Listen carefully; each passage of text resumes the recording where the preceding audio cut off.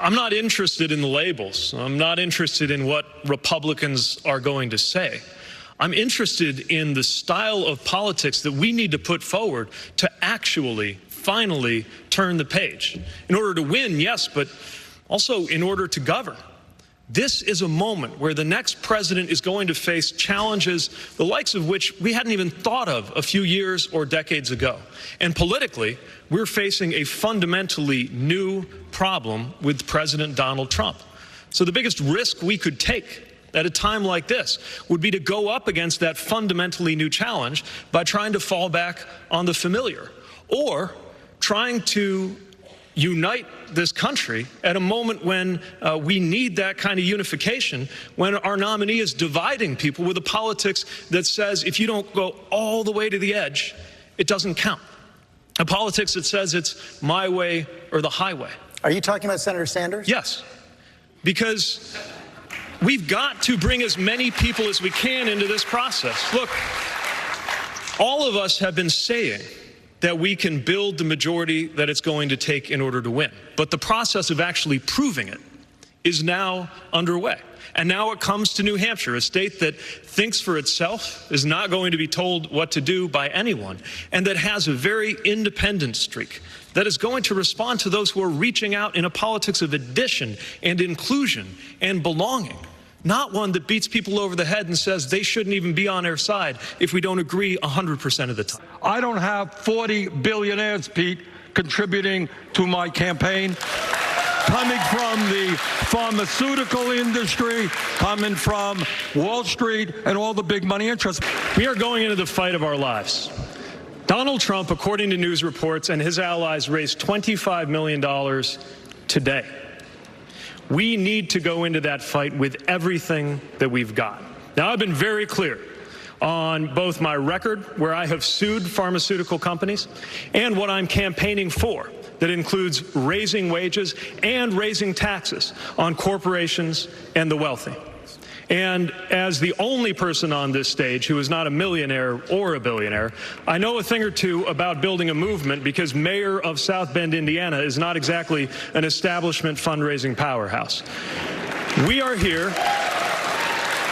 without the involvement of any corporate PACs, because hundreds of thousands of people went to, yes, PeteForAmerica.com, contributed to this campaign. And let me say something else. If we want to bring about any of the changes that everyone is talking about so elegantly up here, we need to put together the majority that can decisively defeat Donald Trump. And in order to do that, we need a politics that is defined not by who we reject, but how we bring everybody into the fold. And if you are low income, or if you're able to contribute a lot, if you've always voted Democrat, or if you're an independent or even a Republican who's just sick of looking your kids in the eye and trying to explain this White House, we need you to join us right now. I will not pursue politics by telling people they can't be at our side if they're not with us 100% of the time. This is a time for addition, not rejection, for belonging, not exclusion. Mayor Buttigieg, you just heard Senator Sanders make health care the center of his speech. Do you think his health care plan can bring people together? I think there's a better way. You know, it's true. The American people are ready. There's a historic majority right now. Even broader than what was available to President Obama a decade ago, there is now a majority ready to act to make sure there is no such thing as an uninsured American and no such thing as an unaffordable prescription, just so long as we don't command people to accept a public plan if they don't want to. That's the idea of Medicare for all who want it. My point is, what I am offering is campaigning for all of these things that America wants. Yes, higher wages, doubling the rate of unionization in this country, making corporations and the wealthy pay their fair share, delivering health care and college affordability, but also offering a way to do these game-changing transformations that will actually galvanize and energize, not polarize, the American people. That is not only what we need in order to win, it's what we need in order to govern and actually get these things done. First of all, just to be clear, the truth is that I have been consistent throughout in my position on delivering health care for every American. And as to experience, I just bring a different perspective. Look, I freely admit that if you're looking for the person with the most years of Washington establishment experience under their belt, you've got your candidate, and of course it's not me. The perspective I'm bringing is that of somebody whose life has been shaped by the decisions that are made in those big white buildings in Washington, D.C. Somebody who has guided a community written off as dying just a decade ago through a historic transformation. Somebody who knows what it means to be sent to war on orders that come out of the Situation Room. We need a perspective right now that will finally allow us to leave the politics of the past in the past, turn the page, and bring change to Washington before it's too late. I managed the $900 billion Recovery Act, which in fact put millions and millions of dollars into his city before he came and helped save his city. And I was the first major leader holding public office to call for same-sex marriage. Those achievements were phenomenally important because they met the moment. But now we have to meet this moment. And this moment is different. The next president is going to face challenges from global health security, like what we're seeing coming out of China, to cybersecurity and election security challenges that were barely thought of a few years ago. And here at home, we're seeing things like gig work transform what it means to be a worker in America in ways that were barely conceived of not that long ago. We cannot solve the problems before us by looking back. We have to be ready to turn the page and change our politics before it's too late. And I'm seeing everywhere I go, not just fellow Democrats, but a striking number of independents and what I like to call future former Republicans ready to join in that historic American majority to turn the page. Mayor Buttigieg, under your leadership as mayor, a black resident in South Bend, Indiana, was 4 times more likely to be arrested for marijuana possession than a white resident. Now, that racial disparity is higher than the rest of the state. In fact, it's higher than the rest of the nation, and that disparity increased in South Bend after you took office. When talking about the problem on national terms, you have called it, quote, evidence of systemic racism. But you were mayor for 8 years, so weren't you, in effect, the head of the system? And how do you explain that increase in black arrests under your leadership? Well, the reality is, on my watch, drug arrests in South Bend were lower than the national average, and specifically to marijuana, lower than in Indiana. But there is no question that systemic racism has penetrated to every level of our system, and my city was not immune. I took a lot of heat for discussing systemic racism with my own police department, but we've got to confront the fact that there is no escaping how this is part of all of our policies. Earlier, we were talking about opioids, and thankfully, America has come to a better understanding about the fact that opioid addiction is best understood as a medical problem.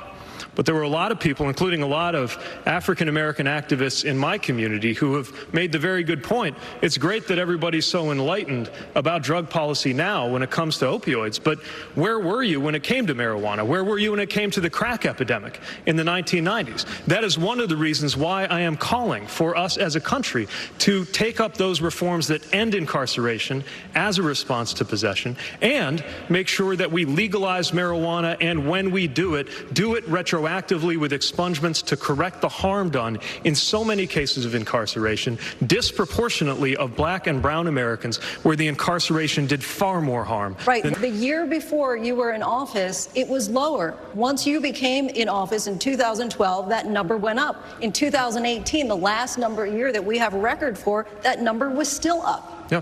And one of the strategies that our community adopted was to target when there were cases where there was gun violence and gang violence, which was slaughtering so many in our community, burying teenagers, disproportionately black teenagers.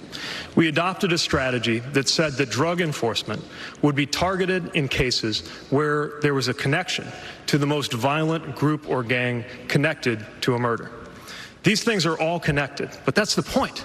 So are all of the things that need to change in order for us to prevent violence and remove the effects of systemic racism, not just from criminal justice, but from our economy, from health, from housing, and from our democracy itself. Mayor Buttigieg is a great guy and a real patriot.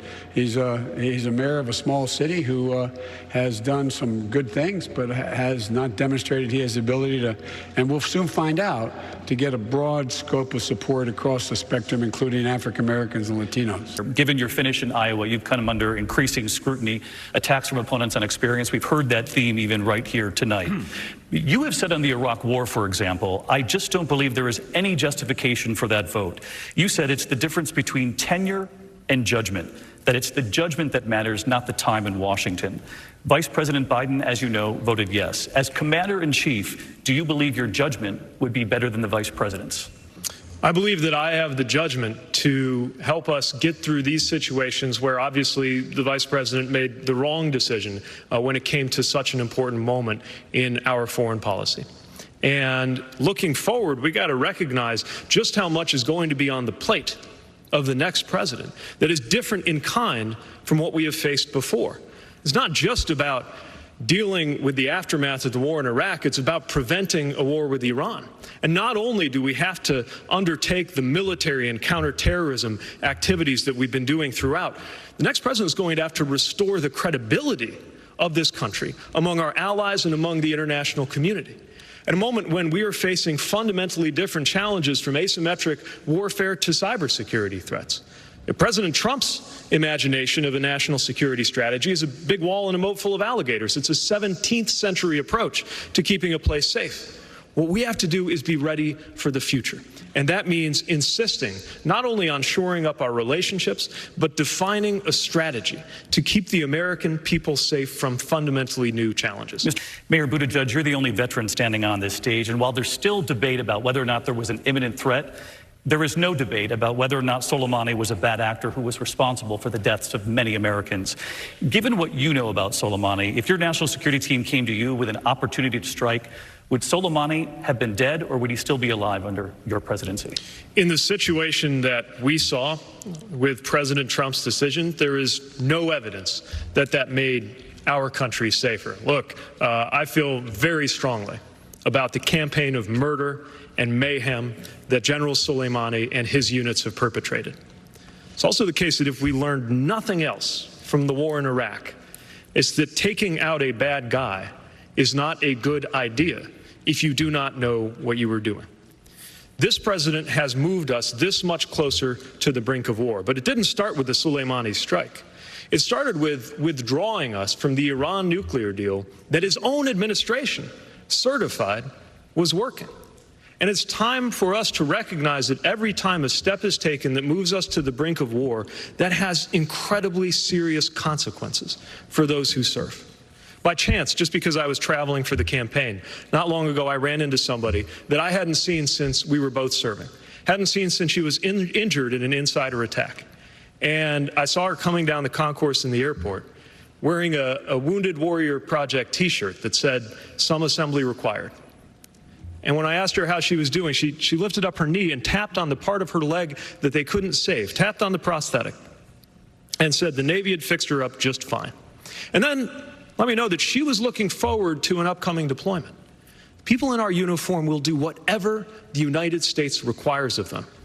What they deserve in return is a president who will actually read the intelligence, pay attention to the international security situation, consult with our allies, keep U.S. politics out of it, and never commit our troops to a situation where they would have to go into harm's way if there is an alternative. Mayor Buttigieg, let me just press further on this, though, because President Trump has signaled in a general election campaign he will celebrate his willingness to order that strike. I'm asking, if your national security team came to you and presented you with the opportunity, would you take the strike? It depends on the circumstances. It depends if there was an alternative, and it depends what the different effects would be. That's my point. This is not an episode of 24. This is a situation that requires that you actually evaluate the entire intelligence picture. This president has insulted the intelligence community, but they put their lives on the line to gather the information that will help a decision maker evaluate whether or not something like that is justified. And I don't think he even reads it. And here we have a situation where the world, one of the most volatile places in the world, has just become more dangerous at the hands of a president who has no regard for the military. Not only punishing a war hero today with what he did to Colonel Vindman, but pardoning war criminals in a way that undermines the entire sense of good order and discipline and military honor. We deserve a better commander-in-chief. I agree with Pete Buttigieg that it's about judgment, not tenure. What we're hearing here is a very long dissertation about exactly how America should be the world's policeman. And what we've actually seen in the Middle East is that Barack Obama used diplomacy, to get Iran to give up its nuclear ambitions in return for our releasing economic sanctions along with our partners around the world. The problem is America's been counting the wrong things. Now we have a president who says the economy is fantastic because the Dow Jones is looking good. And I'm sure if you've got a building with your name on it close to Wall Street, then that really is the same thing as the economy to you.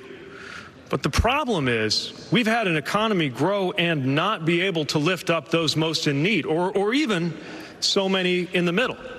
When I'm president, we're going to measure the performance of our economy not by the Dow Jones, but by the income growth of the 90%. Because a good economy is one where children are being lifted out of poverty, just as we focused in South Bend on cutting the poverty rate, in particular the black poverty rate, and making sure families with children were participating in the growth that we did have. But this is one more example of something where the American people want to see change.